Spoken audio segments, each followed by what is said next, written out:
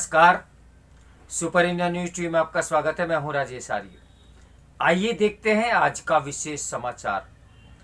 भाजपा, कांग्रेस और आप पार्टी की चुनौती, ये मेरे आज का समाचार का शीर्षक है। हिमाचल, गुजरात और एमसीडी चुनावों में तीनों दलों का बहुत कुछ दांव पर है, लेकिन नतीजों से सबसे ज्यादा आप पार्टी की सियासी सेहत प्रभावित होगी। हिमाचल में मतदान हो गया, जबकि गुजरात में विधानसभा और दिल्ली में नगर निगम एमसीडी चुनाव की सरगर्मी चरम पर है। तीनों जगह भाजपा सत्ता में है, जिसका मुकाबला कांग्रेस और आम आदमी पार्टी यानी आप से है। वैसे तो चुनावों में इन तीनों दलों को बहुत कुछ दांव पर लगा हुआ है, लेकिन यह कहना गलत नहीं होगा कि इन चुनाव के नतीजों में सबसे ज्यादा आप पार्टी की सियासी सेहत को प्रभावित किया जाएगा, या ये भी कह सकते हैं कि इससे सबसे ज्यादा प्रभावित वही होगी। इससे यह पता चलेगा कि क्या दिल्ली में अरविंद केजरीवाल का जादू कायम है और पंजाब में पार्टी को मिली जीत कोई तुक्का नहीं थी। आप पार्टी की राजनीति को देखते हुए यह लगता है कि पार्टी इन नतीजों की महत्ता बेखूबी समझती है, क्योंकि राष्ट्रीय राजनीति में उसकी संभावनाओं की राह इन्हीं चुनावों से खुल सकती है। इससे ही पता चलेगा कि आप पार्टी असल में इंटरनेट मीडिया के गलियारों से सिमटी रहने वाली पार्टी है, या फिर देश में उसका राजनीतिक आधार भी विस्तार ले रहा है। चुनावों को लेकर आप पार्टी की गंभीरता का अंदाजा इसी रणनीति से लगता है कि पहले वे सभी जगह पूरे दमखम से चुनाव लड़ती दिख रही थी, लेकिन उसने एकाएक हिमाचल से किनारा कर पूरी ताकत गुजरात और दिल्ली में झोंक दी। संभव है कि उसने पुरानी गलतियों से सबक सीख लिया हो, लेकिन पिछली बार आप पार्टी ने गोवा और उत्तराखंड में भी दमखम से लड़ी थी, लेकिन वहां अपेक्षित सफलता न मिलने से उसने सबक लिया कि एक साथ सभी मोर्चों पर उतरना फिलहाल उसके लिए संभव नहीं है, क्योंकि आपके पास कुछ ही लोकप्रिय चेहरे हैं और सभी जगह उसका सांगठनिक ढांचा भी मजबूत नहीं। फिर विधानसभा चुनावों के साथ ही दिल्ली के नगर निगम चुनाव ने उसकी दुविधा और बढ़ा दी। व्यवहारिक रूप से देखा जाए तो आप पार्टी का मुख्य लक्ष्य दिल्ली नगर निगम की सत्ता पर काबिज होना है, जहां लंबे समय से भाजपा टिकी हुई है। वहीं गुजरात में उसकी कोशिश होगी कि वह किसी तरह कम से कम दूसरे नंबर पर आ जाए, ताकि आगामी चुनाव में खुद को एक कारगर विकल्प के रूप में पेश कर सके, जैसा कि उसने पंजाब में किया था। अब आम आदमी पार्टी के लिए सबसे अभी अधिक संभावनाएं दिल्ली में है, तो इसके साथ ही एक बड़ी चुनौती भी कि आपकी राजनीतिक यात्रा यहीं से आरंभ हुई और दिल्ली उसका सबसे बड़ा मजबूत गढ़ भी है।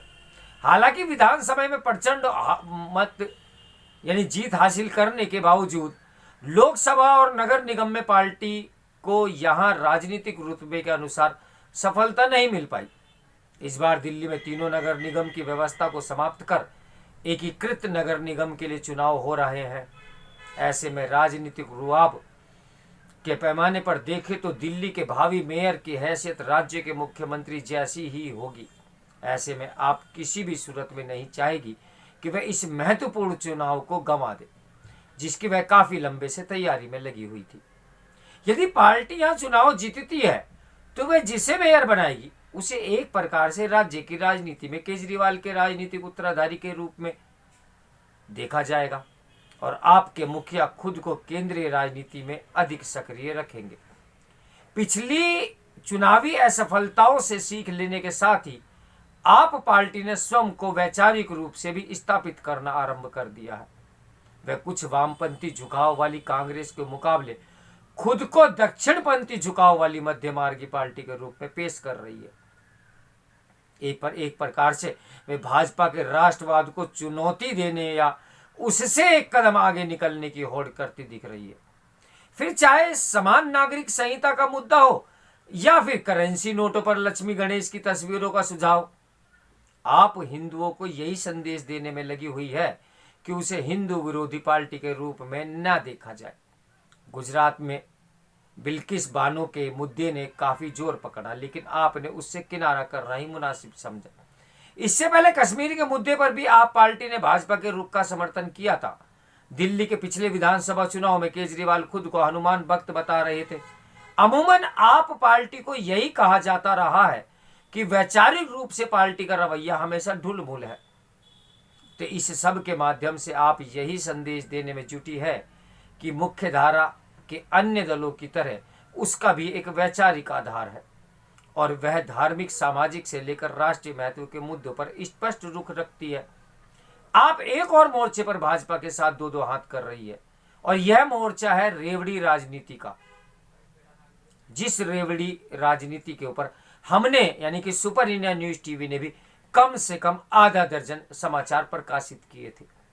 बीते दिनों प्रधानमंत्री नरेंद्र मोदी ने जिस रेवड़ी राजनीति को देश के लिए घातक बताया था, उसके पीछे यही माना गया कि उसका यानी उनका इरादा आपकी ओर है।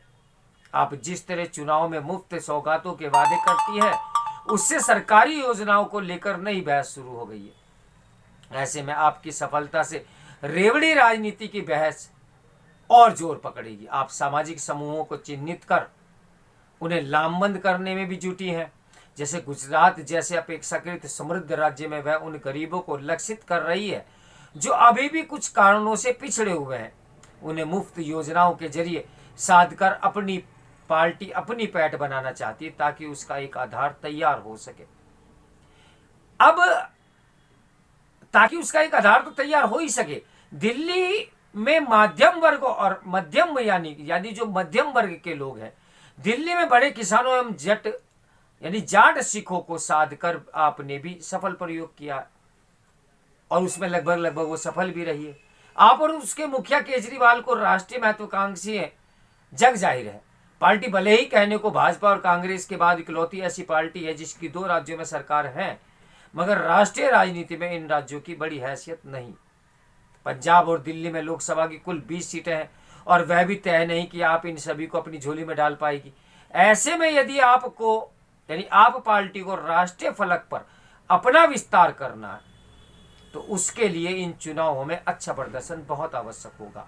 इससे केजरीवाल विपक्षी खेमे के एक मजबूत चेहरे के रूप में भी उभरेंगे, अन्यथा अपने दायरे में सिमटकर राष्ट्रीय राजनीति में हाशिए पर चले जाएंगे। तो देखते हैं आगे कि ऊंट किस करवट बैठता है। तो मेरे साथ बने रहिए सुपर इंडिया न्यूज टीवी की ब्रेकिंग न्यूज के लिए।